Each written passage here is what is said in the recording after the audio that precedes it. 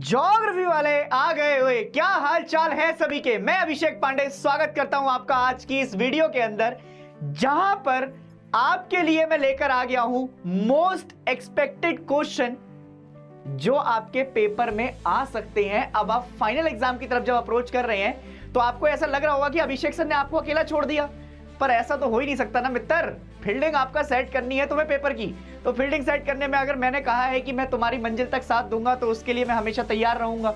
और दोस्तों, इस लेक्चर को शुरू करने से पहले एक छोटा सा डिस्क्लेमर है मेरी तरफ से, क्योंकि स्कूल के एग्जाम्स में बहुत अलग अलग अटपटे से सवाल बनाए जाते हैं, क्योंकि वो तुम्हें इंसान नहीं मान रहे हैं दोस्तों, वो तुम्हें मान रहे हैं सीधा आईएएस ऑफिसर। वो ये नहीं समझ पा रहे हैं कि हमारा बच्चा आपका 11th क्लास में है तो पहले इसे 11th के जैसा बड़ा करें। वो कह रहे हैं कि पहले बच्चे को आईएएस बनाओ फिर आपका 11th क्लास कराओ। समझ रहे हो मेरी बात? तो उसी हिसाब से आपका जो है क्वेश्चन ऐसा हो सकता है कि पेपर में इधर उधर हो सकते हैं।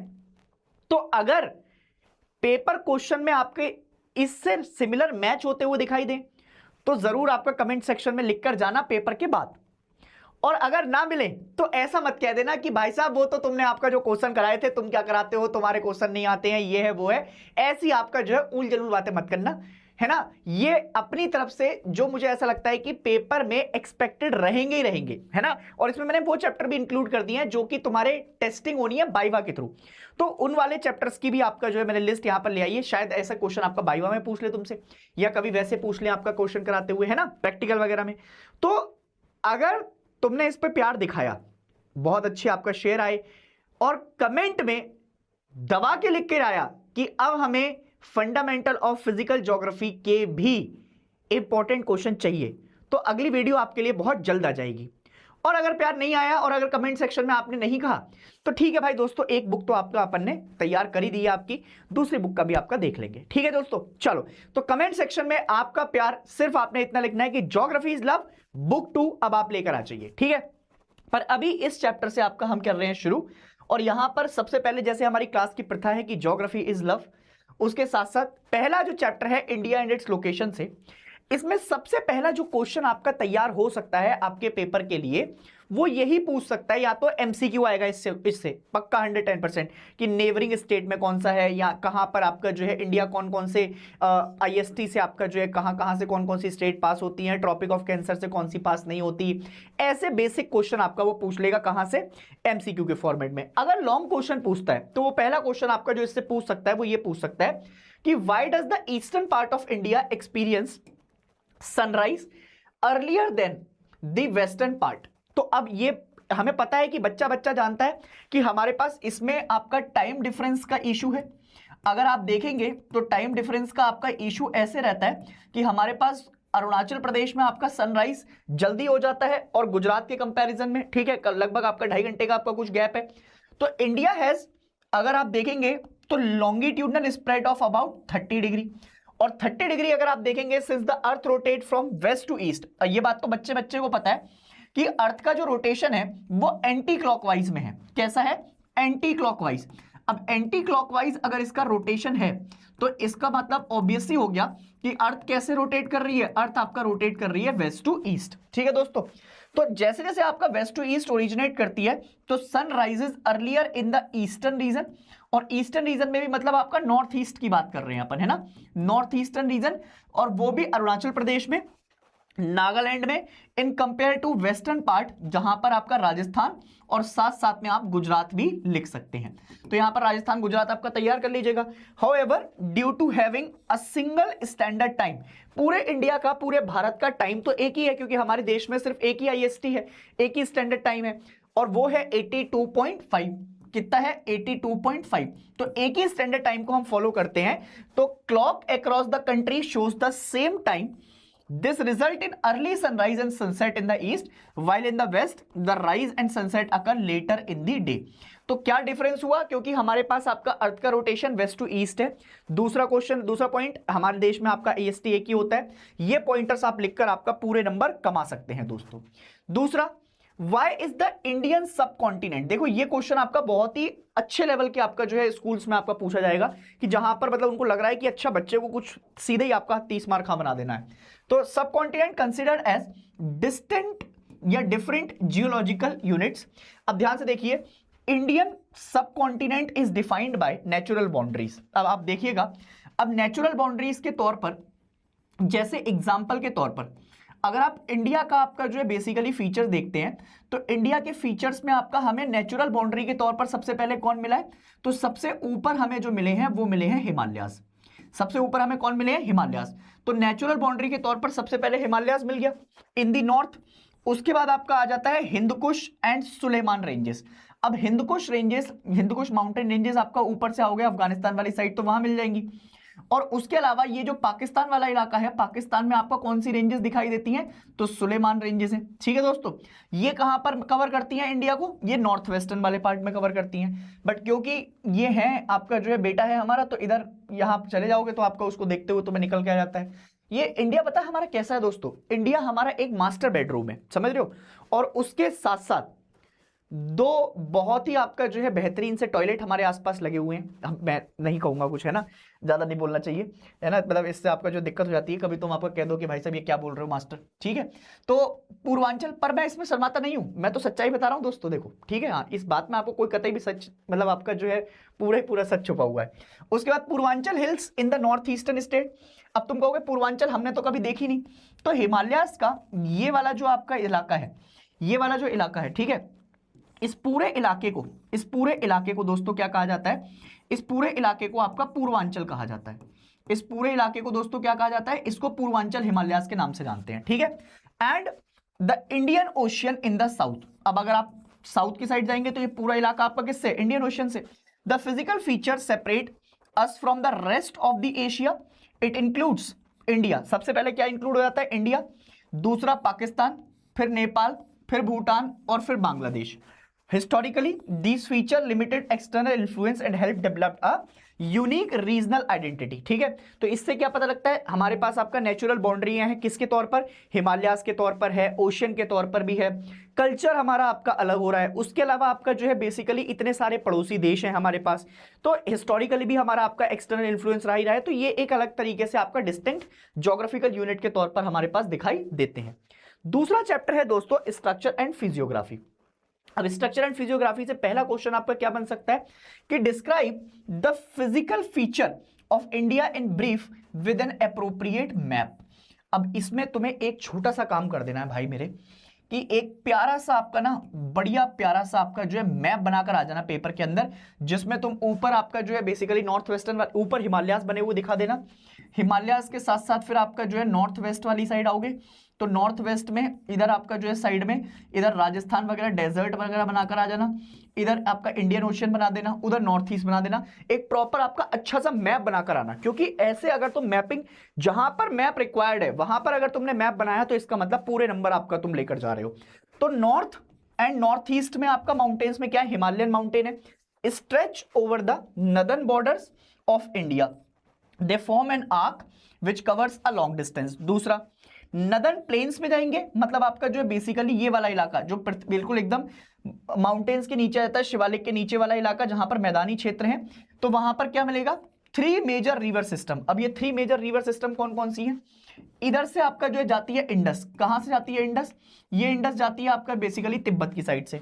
दूसरी आपका इंपॉर्टेंट नदी कौन सी है हमारे पास, गंगा, और तीसरी कौन सी है हमारे पास, ब्रह्मपुत्र। ठीक है, और फिर इनकी बहुत सारी ट्रिब्यूटरीज। फिर आते हैं पेनिसुलर प्लेट्यू की तरफ। अब ये पूरा इलाका आपका जो है अगर आपको पता हो तो ये पूरा इलाका पेनिसुलर प्लेट्यू कहलाता है।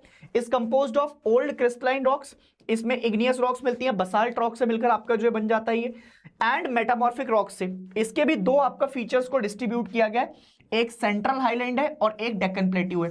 कल को ऐसा हो सकता है कि तुमसे आपका इन्हीं के बीच में कंपैरिजन या फिर आपका डिफरेंशिएट करके पूछ ले कि नॉर्थ वेस्टर्न के बीच में और फिर आपका जो है इंडियन डेजर्ट के बीच में क्या डिफरेंस है, नॉर्थ एंड नॉर्थ ईस्ट के बीच में, नदर्न प्लेन्स के बीच में क्या डिफरेंस है, उनको भी इलेबोरेट करने के लिए आ सकता है। उसके बाद इंडियन डेजर्ट है जो कि वेस्टर्न पार्ट में लाई करता है, और आजकल तो अरावली हिल्स आपका न्यूज में है ही। तो मुझे ऐसा लगता है कि सभी स्कूल वाले आपका जो है ये होड़ में लगे रहेंगे कि हमें भी करंट अफेयर्स थोड़ा सा आपका दिखाना है कि हमें आता है, तो बच्चों से आपका अरावली के बारे में थोड़ा पूछ लिया जाए। तो अरावली से क्वेश्चन एक्सपेक्टेड रहेगा आपका स्कूल के अंदर। उसके बाद है coastal plains. Coastal plains narrow the strip of fertile land extending east, और इस वाले पूरे इलाके को, जो ये तमिलनाडु वाला रीजन है, इसको कोरोमंडल कोस्ट के नाम से जाना जाता है। किस नाम से जाना जाता है? कोरोमंडल कोस्ट के नाम से जाना जाता है। तो वो कोरोमंडल कोस्ट, और वेस्ट में आपका जो है मालाबार कोस्ट, इधर ये केरला वाली साइड पे, और peninsular plateau. And the island includes Lakshadweep island, और फिर दो आपका इंपॉर्टेंट आइलैंड है हमारे पास, एक लक्षद्वीप है और एक आपके पास अंडमान निकोबार आपको देखने को मिल जाएगा। उसके अलावा दूसरा क्वेश्चन ये बन सकता है कि describe the characteristics and significance of great Indian desert. अब ये क्वेश्चन क्यों डाला है, ये मैंने बड़ा सोच समझ के आपका क्वेश्चन डाला है। अगर स्कूल वाले आपका थोड़ा अच्छा सोच रहे होंगे तो वो इस साल आपका यहां से क्वेश्चन आपका पूछेंगे। अगर कोई स्कूल वाले आपका इस वीडियो को पहले ही देख लेंगे तो मेरी आपका हाथ जोड़ के रिक्वेस्ट है कि बच्चों को थोड़ा इसके बारे में बताना कि ग्रेट इंडियन डेजर्ट की आपका जो है क्या है, थोड़ी सी इंपॉर्टेंस जरूरी है, क्योंकि अगर ये एक्सपेंड करेगा तो हमारी अरावलीज उसको रोकने का काम करती है। तो अरावलीज को सोचकर आपका मैंने ये क्वेश्चन डाला है, वरना इसके अलावा अगर स्कूल वालों को मन करेगा तो वो नॉर्थ और नॉर्थ ईस्ट माउंटेन्स के बारे में भी पूछ सकते हैं, है ना, या फिर अगर इसके अलावा आपका जो उनका मन करेगा तो वो कल को आपका पेनिसुलर प्लेट्यू के बारे में भी पूछ सकते हैं, या फिर वो आपका सेंट्रल हाईलैंड के बारे में पूछ सकते हैं। बट इस साल के पेपर के लिए आपका इंपॉर्टेंट है ये क्वेश्चन, तो मैंने यहां जानबूझ के आपका ये डाला है। अब ग्रेट इंडियन डेजर्ट में जाओगे तो it is located in the north west of the Aravalli hills, featuring undulating terrain with longitudinal sand dunes and barchans. अब ये सैंड ड्यून्स एंड बर्चांस अब तक तुम्हें समझ में आ गया होगा कि हमने लैंडफॉर्म वाले चैप्टर्स में पढ़े थे, और लैंडफॉर्म वाले चैप्टर में बर्चांस आपका क्या होता है, विंड के द्वारा बनाए गए एक लैंडफॉर्म्स होते हैं। It receives very low rainfall below 150, यहां तो फिर भी 150 लिखा है, अगर आप प्रॉपर डेजर्ट वाले इलाके में जाएंगे तो 100 सेंटीमीटर से भी आपका जो है कम रेनफॉल यहां देखने को मिलती है। इसीलिए यहाँ का क्लाइमेट और यहाँ पर आपका स्पार्स वेजिटेशन होती है, कि मतलब वेजिटेशन का कोई नामो निशान नहीं है, और इसीलिए इसको मरुस्थली भी कहा जाता है। अगर आप इसको पुराने समय से आपका लेकर आ रहे हैं तो ये मीसोजोइक एरा से आपका जो आ रहा है, और कुछ इसका पार्ट जो है वो बेसिकली समुद्र के अंदर क्या हो गया था, सबमर्ज्ड हो गया था। Proven by the marine deposit near Jaisalmer and would fossils at the आकल। ये वाला इलाके में आपका जो है हमें जो रॉक्स मिली हैं उनसे हमें ये बात पता भी चली है। The desert surface is shaped mainly by physical weathering and wind action। जो मैंने अभी बताया कि विंड पे आपका जो है जब विंड चलती है तो वो इरोजन भी करती है और फिर आपका डिपोजिशन भी करती है, उसके द्वारा जो कई सारे लैंडफॉर्म बनते हैं वो आते हैं। Creating features like mushroom landform है आपका। उसके बाद आपका शिफ्टिंग ड्यून्स, ओएसिस है ना, ओएसिस वगैरह आपका जो आप देखने को मिलते हैं कि बीच में, जैसे अगर आप देखेंगे तो हमें रेगिस्तान के बीचों बीच में आपका जो लेक मिलती है उसको पलायास भी कहा जाता है, ठीक है।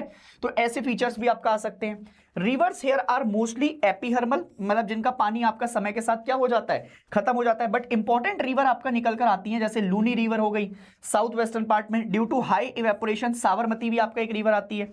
The region is water deficient with inland drainage forming brackish lakes and use salt production. तो ज्यादातर आपका नमक उमक के लिए भी आपका इसका इंतजाम किया जाता है, ठीक है दोस्तों। तो ये सारे फीचर्स आप लिखेंगे उसके बारे में। फिर है describe major features of central highland. अब देखो मैंने तुमसे कहा था कि सेंट्रल हाईलैंड के फीचर भी आपका पूछ सकता है वो कल को। उसके बाद क्या है, अगर आप देखेंगे ध्यान से, with their boundaries, elevation, geological history and important river tributaries, पूरा आपको डिफाइन करना है। तो सबसे पहले अगर आप सेंट्रल हाईलैंड की तरफ जा रहे हैं तो central highland are bounded by west, और इसमें भी आपका अरावली का क्वेश्चन बनना तय हो रहा है क्योंकि इसमें अरावली आपका इंक्लूड हो रही है। तो द सतपुरा रेंजेस, अब अगर आप देखेंगे, made up of scarred plateau at the elevation of 600 to 900। उसके अलावा northern most boundary to the Deccan plateau. अब अगर सेंट्रल हाईलैंड को आप उठा हुआ इलाका देख रहे हैं तो सतपुरा है, उसके ऊपर पे आपका जो है बेसिकली बाउंड्री इसकी डेक्कन प्लेट्यू के साथ है, और वेस्ट में आपका इलाका उसका अरावली के साथ है। They reflect mountain are highly denuded and discontinuous, मतलब आपका उनका डेन्यूडेशन होता रहता है, टूटते फूटते रहते हैं। Peninsular plateau extend westward as far as Jaisalmer, कहां तक जाता है ये, जैसलमेर तक, by sand ridges and crescent shape dunes. Crescent मतलब आपका उसमें दरारें आपका पड़ी हुई होती हैं और ऐसे आर्क शेप का आपका बना होता है, क्रेसेंट शेप का ऐसे करके, ठीक है। उसके अलावा अगर आप क्रेसेंट शेप के आपका जो है बाहर चलेंगे तो क्रेसेंट शेप के बाहर आपका जाने के बाद अब आप क्या कर रहे हैं, the region have experienced metamorphic process experienced by rock like marble, slate and gneiss. अब ये जब हम आपका देखते हैं तो ये मेटामॉर्फिक रॉक के एग्जांपल हो गए। Central highland generally lies between 700 to 1000 metre above the sea level and slope northward. उसकी ट्रिब्यूटरीज कई सारी हैं, जैसे Yamuna originate from the Vindhyachal and Kaimur. अब ये बड़ी ही आपका गलत बात लिखी है, इसमें यमुना वाला आपका जो है एग्जाम्पल नहीं आएगा, ये गलत है। यहां पर यमुना तो हमारी उत्तराखंड से आपका आती है निकलते हुए, ठीक है। विंध्याचल और कैमूर वाली साइड से, विंध्याचल पर्वत से आपका वाली साइड से बहुत सारी और नदियां आती हैं जो कि यमुना की ट्रिब्यूटरीज हैं। जैसे उसमें आपका क्या आएगा, उसमें जैसे अब आपका आ गया बनास रिवर, है ना, ये क्या है, ये ट्रिब्यूटरी है आपका यमुना की। And the tributary of Chambal starts in the Aravalli. ठीक है दोस्तों, तो अब ये सारी आपका जो है बेसिकली बातें आपको लिखनी है। और Rajmahal hills forms the eastern extension of mineral lake Chota Nagpur plateau. तो ज्यादातर यहां पर क्या मिल जाता है, बहुत सारे आपका हमको अलग अलग एक तरीके से मिनरल रिसोर्सेज मिल जाते हैं। छोटा नागपुर प्लेट्यू, छत्तीसगढ़ झारखंड वाली बेल्ट देखोगे तो वहां पर बहुत सारे मिनरल्स का कंटेंट भी हमको देखने को मिल रहा है। अब ड्रेनेज सिस्टम पे आते हैं। ड्रेनेज सिस्टम में सबसे पहले आपका क्या पूछ सकता है, तो इनके बीच में आपका डिफरेंशिएशन आ सकता है। एग्जांपल के तौर पर एक डेंड्रिएटिक ड्रेनेज पैटर्न के ऊपर आ सकता है और एक आ सकता है ट्रेलिस ड्रेनेज पैटर्न के ऊपर। अगर बच्चा जानता है, अगर डेंड्रिएटिक ड्रेनेज पैटर्न को देखेंगे तो वो ऐसा दिखाई देता है जैसे कि आपका ब्रांचेस ऑफ ट्री दिखाई देती हैं। कैसी दिखाई देती है, ब्रांचेस ऑफ ट्री की तरह। जैसे एक पेड़ है, पेड़ पे आपका ब्रांचेस ऑफ ट्री है, तो अगर पहला क्वेश्चन ही आपसे पूछे तो dendritic drainage pattern is resembling like the branches of tree is known as dendritic and drainage pattern of northern plain is an example of such pattern। Trellis drainage pattern पर आएंगे तो यहां पर प्राइमरी ट्रिब्यूटरी, ध्यान सुनिएगा क्या बोल रहा हूं मैं, primary tributary of river flow parallel to the secondary tributary. मतलब जो मेन एक ट्रिब्यूटरी होगी वो पैरेलल आपका चलेगी किसके, सेकेंडरी के, इसीलिए इसको आपका जो है क्या कहा जाता है, ट्रेलिस। एंड ये राइट एंगल पर आपका जो है फॉर्म होते हुए दिखाई देती हैं। Pattern is found in the Himalayan mountains and eastern region, Purvanchal वाले रीजन की आपका बात हो रही है। उसके अलावा कल को ऐसा हो सकता है कि वो रेडियल ड्रेनेज पैटर्न के बारे में और सेंट्रीपिटल के बारे में भी पूछ ले। तो रेडियल में river originate from a hills, एक हिल से आती है और फिर वो सारी डायरेक्शन में आपका जो है जाती हुई दिखाई देती है। एग्जांपल के तौर पर ऐसी नदियां जो कि अमरकंटक रेंजेस से आती हैं। जबकि अगर सेंट्रीपिटल में देखेंगे तो दे डिस्चार्ज देयर वाटर, सारी तरफ से आकर, सारी तरफ से, इधर से भी आकर, इधर से भी आकर, इधर से भी आकर, एक जगह बीच में आपका जो है किसी लेक या डिप्रेशन में अपना पानी एकदम आपका डालते हैं, उसे क्या कहते हैं, उसे सेंट्रीपिटल कहते हैं। इनमें बड़ा कंफ्यूजन होता है, मतलब कौन सी हिल से आ रही है और चारों डायरेक्शन में जा रही है और कौन सी चारों तरफ से आकर आपका लेक में जा रही है। तो इसीलिए आपका ये क्वेश्चन बड़ा इंपॉर्टेंट रहता है, एक्सपेक्टेड रहता है आपके पेपर के लिए। एग्जाम्पल के तौर पर Sambhar lake is a very good example of इसका, है ना। उसके अलावा वो डेल्टा और एस्चुरी के बीच में भी आपका डिफरेंस पूछ सकता है। अब अगर आप देखेंगे तो ये बहुत ही ट्रायंगुलर शेप का ऐसे करके आपका बनता हुआ दिखाई देता है land mass formed by the deposition alluvium at the mouth of the river. नदी जब अपना सारा कंकड़ पत्थर लेकर आती है तो जहां पर जाकर वो समुद्र के साथ मिल रही होती है उससे पहले आपका माउथ ऑफ द रिवर कहा जाता है, जहां पर वो पानी सारा ड्रेन करती है, तो वहीं पर वो डेल्टास बनाती है। इसके अलावा they are formed tideless sea coast near the mouth of the river where sediment brought by the river is deposited. अगर आप देखेंगे तो रिच एग्रीकल्चर ग्राउंड्स हैं। कौन कौन सी नदियां आपका जो है डेल्टा बनाती हुई दिखाई देंगी, तो वो सारी नदियां जो कि आपका ईस्ट फ्लोइंग नदियां हैं, वो सारी, जैसे कृष्णा, गोदावरी, उसके बाद कावेरी, ये सारी नदियां आपको डेल्टा बनाते हुए दिखाई देंगी।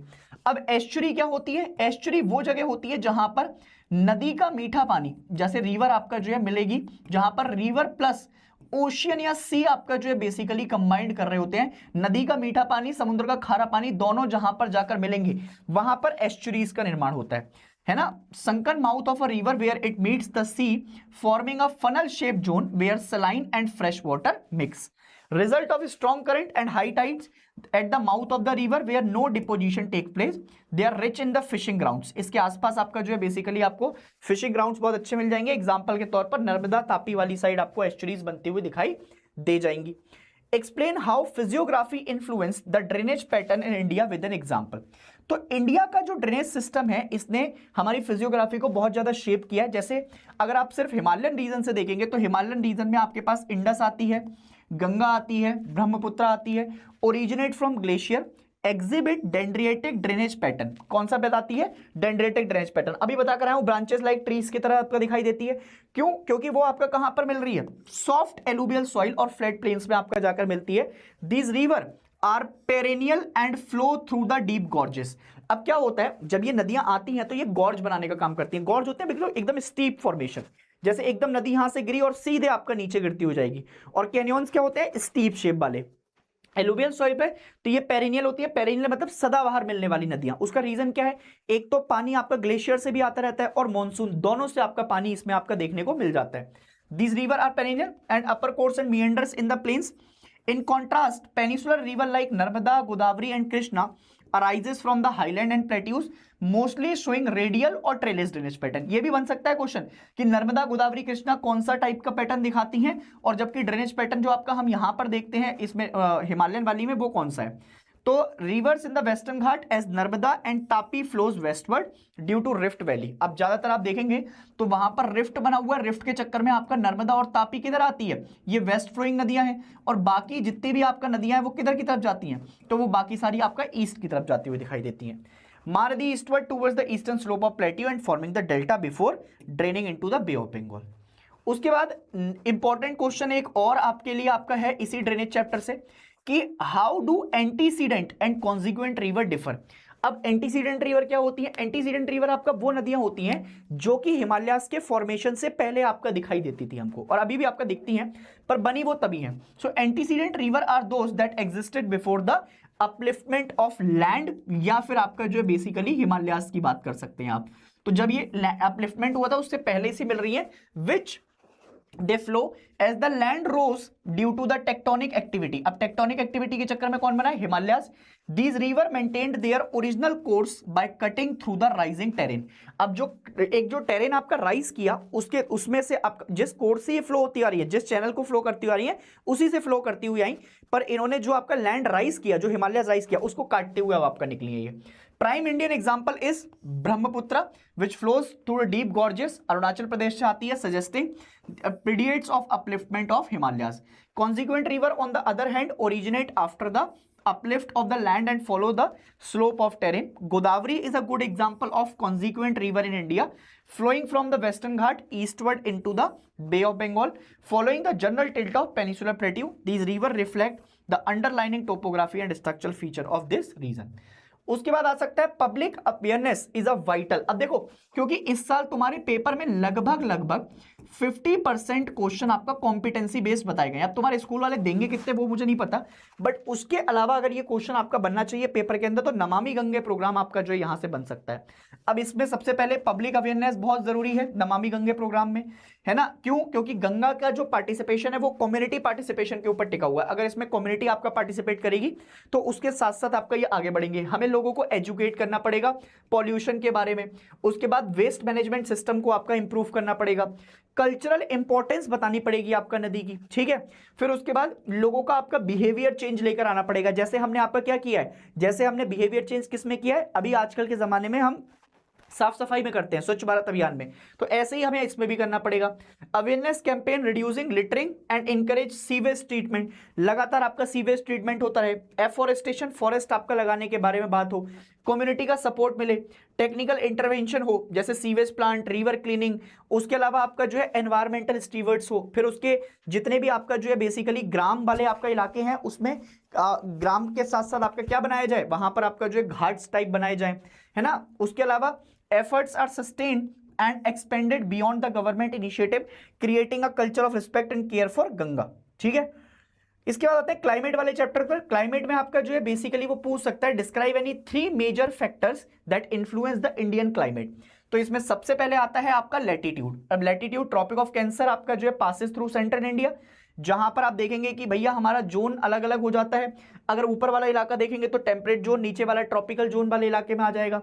उसके बाद हिमालयन माउंटेन्स, ये भी आपका क्या करते हैं, क्लाइमेट को आपका डिवाइड करने का काम करते हैं, क्योंकि अगर हिमालयाज ना होते तो एक समय पर जो हमारी बारिश होती है वो बारिश ना हो पाती, क्योंकि हवाएं जो आती हैं, जो मानसून वाली आपका हवाएं आती हैं वो सीधी निकल जाती हैं ऊपर, और जो ऊपर से ठंडी हवाएं आती हैं विंटर्स के टाइम पर वो हमें जमा देती, तो ये भी एक बैरियर की तरह काम करता है। उसके अलावा distribution of land and water, ये भी आपका क्या है, बहुत जरूरी है कि हमारे इंडियन ओशन 3 साइड से आपका जो है कनेक्टेड है, फिर वाटर हीट करता है, फिर उसके अलावा हमारे पास मानसून आ पाता है।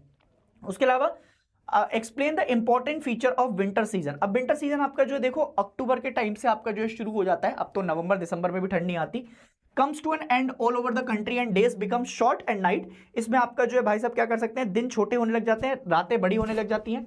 The rays of sun are not overhead, they are turn air turns cooler in the plains making the coming of winter season. और विंटर सीजन आपका नवंबर से फरवरी तक आपका रहता ही रहता है। नदर्न प्लेन्स में वेरी कोल्ड विंड्स आपका आने लग जाती हैं। December and January are the coldest month.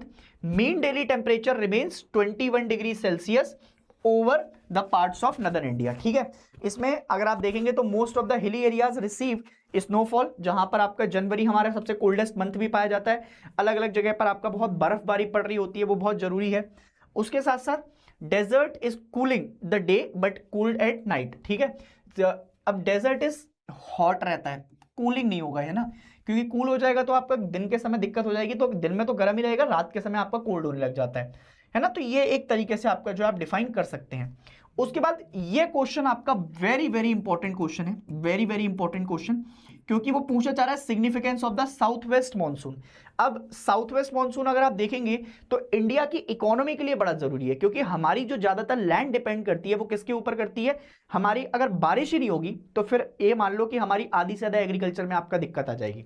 तो लगभग 64% of the population depend upon the agriculture, और ये अगर हमें टाइमली और एडिक्वेट तरीके से आपका मॉनसून रेनफॉल ना हो तो उसमें दिक्कत हो जाएंगी। तो monsoon control the agriculture cycle, enabling the growth of various crops due to regional climatic variation, and adequate rainfall support the production, helps maintain livelihood and influence economies।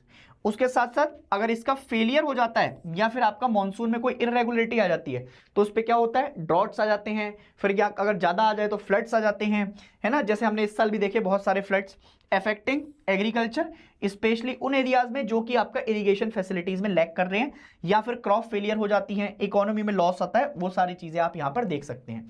उसी का एक और आपका जो है बेसिकली उसने पूछ लिया है कि what are the two main branches. तो अब दो मेन ब्रांचेस में आपका जो है एक तो अरेबियन सी ब्रांच आती है जो कि बाद में आपका जो है डाइवर्ट हो जाती है किधर की तरफ, एक आपका आ जाती है हमारे इंडिया की तरफ, अलग अलग पार्ट से आपका होती हुई निकलती है, और दूसरी आपका जो ब्रांच है वो है बे ऑफ बंगाल वाली, जो कि India through Myanmar and Bangladesh split into two branches and under the Himalayan influence one moves westward and the Ganga plains to Punjab and plain, जिसके चक्कर में नदर्न इंडिया वाले साइड में आपका बारिश पड़ने लग जाती है।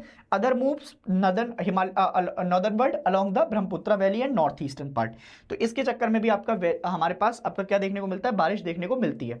फिर आते हैं नेचुरल वेजिटेशन पर। अब नेचुरल वेजिटेशन में what are the objective has been determined for the conservation of forest and according to the national forest policy। अब ये नेशनल फॉरेस्ट पॉलिसी आपका जो है बड़ा ही इंपॉर्टेंट इलाका है आपका, है ना, अगर आप देखेंगे तो आपको इस पे आपका समझ में आ जाएगा। नेशनल फॉरेस्ट पॉलिसी के अंदर आप अगर नेशनल फॉरेस्ट पॉलिसी के अंदर अगर आप देखते हैं तो इसके बहुत सारे ऑब्जेक्टिव्स भी आपका जो है आपको दिखाई देंगे। जैसे एग्जांपल के तौर पर objective of new forest policy में आप देखेंगे तो हमारा पहला ऑब्जेक्टिव है कि bringing 33% of geographical area under forest. दूसरा, एनवायरमेंट स्टेबिलिटी आपका रखनी है, जिससे हम जो भी हमारा खत्म हो रहा है उसको भी रीस्टोर कर सकें और इकोलॉजिकल बैलेंस आपका सस्टेन कर सकें। उसके साथ साथ नेचर को कंजर्व करना है, मतलब हमारी जो हेरिटेज है वो खत्म ना हो जाए, तो नेचुरल हेरिटेज आपका कंजर्व करनी है और बायोलॉजिकल डाइवर्सिटी अच्छी रखनी है। उसके साथ साथ सॉइल इरोजन और एक्सटेंशन को आपका अच्छा करना है, डेजर्ट लैंड जो है वो कम करना है, हमें डेजर्टिफिकेशन जो हो रहा है उसको कम करता जाना है। ड्रॉट्स आ रहे हैं उनको भी आपका सही करना है। Increasing the forest cover through social forestry, अब हमें एक ग्रुप बनाना है, कम्युनिटी पार्टिसिपेशन बढ़ाना है, एफॉरेस्ट्री आपका लेकर आनी है। उससे क्या होगा, उससे आपका जो बेसिकली हमारी चीजें हैं वो इंप्रूव होती जाएंगी। Increasing the productivity of forest to make timber fuel fodder and food available to the rural population, जो कि आपका हमारे आने वाले समय पर हमें आपका बहुत फायदेमंद रहेगा। क्रिएटिंग मैसिव पीपल्स मूवमेंट, जैसे हमें आपका चिपको आंदोलन देखा, बाकी सारे आंदोलन देखे, ऐसे ही हमें कुछ ना कुछ आपका मूवमेंट करने की जरूरत है। उसके बाद आता है natural vegetation is an important outcome of the climate sustainable, substantiate the statement by taking example of Indian vegetation. तो इंडिया तो हमें पता है कि हमारे यहाँ नेचुरल वेजिटेशन आपका बहुत भयंकर लेवल पर है। हमारे यहाँ आपका जो है एवरग्रीन फॉरेस्ट भी दिखाई देते हैं, हमारे यहाँ आपका जो है बहुत अलग अलग तरीके के वेजिटेशन दिखाई देते हैं। तो India marks a great variety of natural vegetation. Himalayan heights are marked by the temperate vegetation, और वेस्टर्न घाट अंडमान निकोबार वाली साइड चले जाओगे तो वहां पर ट्रॉपिकल रेन फॉरेस्ट आपको दिखाई देंगे। Tropical evergreen forest are found in warm and humid area with an annual precipitation of 200 centimetre, इससे ज्यादा भी होती है बारिश हमारे यहाँ, और एनुअल मीन टेम्परेचर वहां पर 22 डिग्री सेल्सियस रहेगा। ट्रीज की हाइट आपका 60 मीटर से भी ऊपर चली जाती है अगर आप सेमी उसमें जाएंगे आपका एवरग्रीन में। और सेमी एवरग्रीन फॉरेस्ट जो कि थोड़े से कम इससे आपका जो है पॉपुलेटेड होते हैं, बट वो भी रहेंगे। उसके अलावा सबसे ज्यादा मिलने वाली आपका हमारे पास जो फॉरेस्ट है वो ट्रॉपिकल डेसीडियस है। ये इनके बीच की आपका रेनफॉल 70 से 200 सेंटीमीटर में आपका देखने को मिल जाएगी। उसके बाद मॉइस्ट डेसीडियस की बात है तो मॉइस्ट डेसीडियस 100 से 200 सेंटीमीटर में ग्रो करते हैं। फिर ड्राई डेसीडियस आ गए फॉरेस्ट कवर, जो कि आपका 70 से 70 आपका सेंटीमीटर में रेनफॉल में देखे जाएंगे। फिर ट्रॉपिकल थॉर्न फॉरेस्ट आएंगे, ये ज्यादातर आपका डेजर्ट वगैरह वाले इलाके में देखे जाते हैं जहां पर रेनफॉल 50 सेंटीमीटर से भी आपका क्या होती है, कम होती है।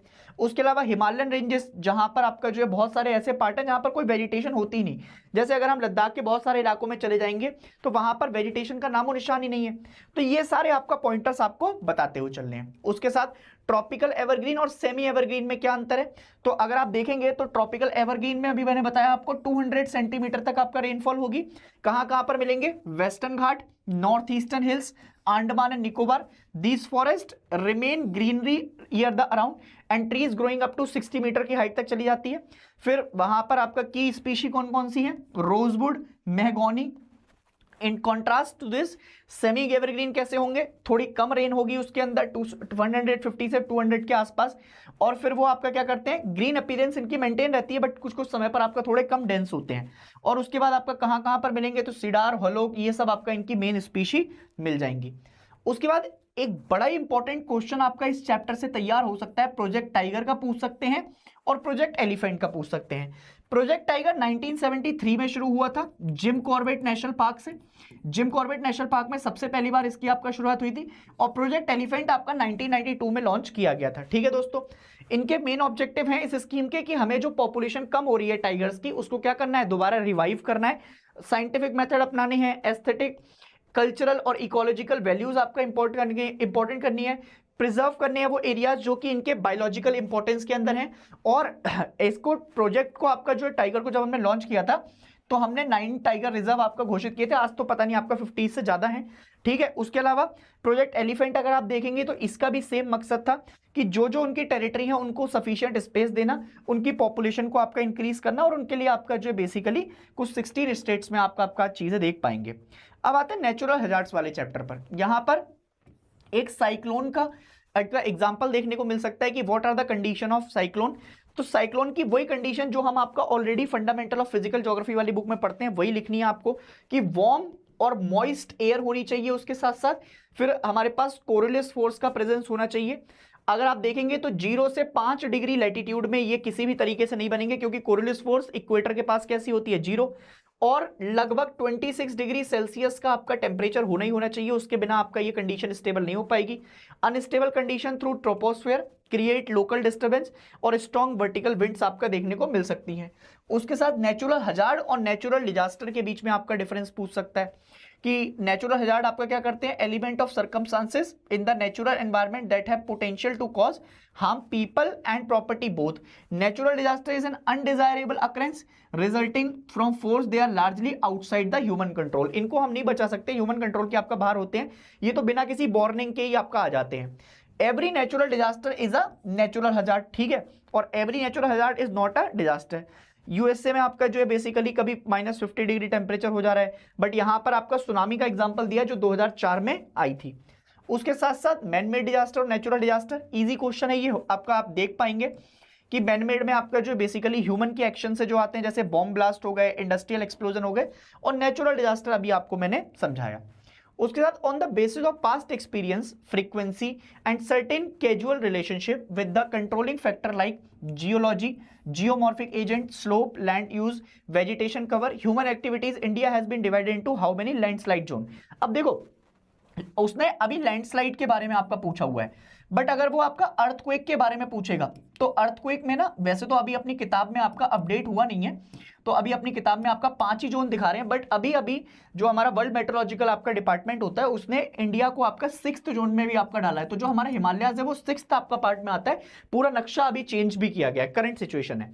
तो सबसे पहले आता है हमारे पास वेरी हाई वल्नरेबिलिटी जोन, जो कि बहुत ज्यादा अनस्टेबल है, जैसे अंडमान निकोबार हो सकता है जहां पर हाई रेनफॉल देखने को मिल सकती है। वेस्टर्न घाट और नीलगिरीज में आपका आता है, नॉर्थ ईस्टर्न रीजन एक्सपीरियंस करता है, और इसीलिए यहां पर आपका शेकिंग वगैरह भी देखने को मिल जाती है। फिर आते हैं हाई वल्नरेबिलिटी जोन के अंदर, ये आपका जो है ऑलमोस्ट सिमिलर कंडीशन में रहता है, इसमें वल्नरेबिलिटी जोन आपका जो है थोड़ा सा कम हो जाता है, बट हिमालयन स्टेट इसमें आ जाएंगी, उसके साथ नॉर्थ ईस्टर्न रीजन, और एक्सेप्ट असम वाले जो प्लेन्स है वो इसमें आपका नहीं इंक्लूड होंगे। फिर मॉडरेट से लेकर आपका लो वल्नरेबिलिटी जोन आता है, जो उसमें थोड़ा लेस प्रेसिपिटेशन, मतलब बारिश कम हो जाती है, such as trans Himalayas areas of Ladakh and Spiti, undulated year, stable relief and low precipitation areas in the Aravalli वाले सीजन में देख सकते हैं, और rain shadow and western eastern Ghat वाला इलाका, डेक्कन प्लेट्यू, ठीक है, ऑल्सो एक्सपीरियंस ओकेजनल लैंडस्लाइड, कभी कभी होती है, और मोस्ट कॉमन आपका जो है जहां पर माइनिंग वगैरह होती है झारखंड, उड़ीसा, छत्तीसगढ़ वाले में, वहां पे थोड़ा देखने को मिल जाती है। और बाकी एरियाज में आपका राजस्थान, हरियाणा, उत्तर प्रदेश, बिहार, वेस्ट बंगाल, असम वाले रीजन्स में आपका देखने को मिल जाएगा।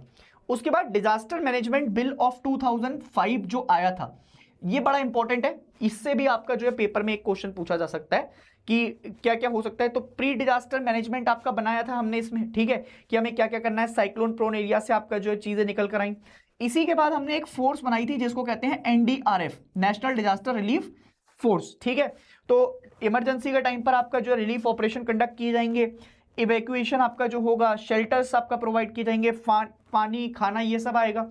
उसके साथ साथ हम तुरंत रिस्पॉन्स करेंगे किसी भी डिजास्टर का, और उसको आपका खत्म करने में क्या करेंगे, मदद करेंगे। तो दोस्तों ये कुछ आपका वो क्वेश्चंस हैं जो कि मतलब मुझे ऐसा लगता है कि आपके पेपर में आ सकते हैं। इस बड़े बड़े क्वेश्चंस आपका है, MCQ तो आपको कुछ भी आ सकता है, ठीक है। तो उम्मीद करूंगा कि आप इन क्वेश्चंस को आपका अच्छे से PDF के तौर पर अपना लिख के रखेंगे, आंसर राइटिंग भी इनकी कर लेंगे, और जैसे जैसे मैंने बताया है तो उसको अपनी लैंग्वेज में भी आप कन्वर्ट कर सकते हैं। मैं आपको मिलूंगा एक और नई वीडियो के साथ, तब तक के लिए अपना ध्यान रखें, खुश रहें, और अपने कमेंट से मुझे बताएं कि आप आपका जो है और क्या क्या चीजें चाहते हैं। तब तक के लिए मुझे अलविदा दीजिए।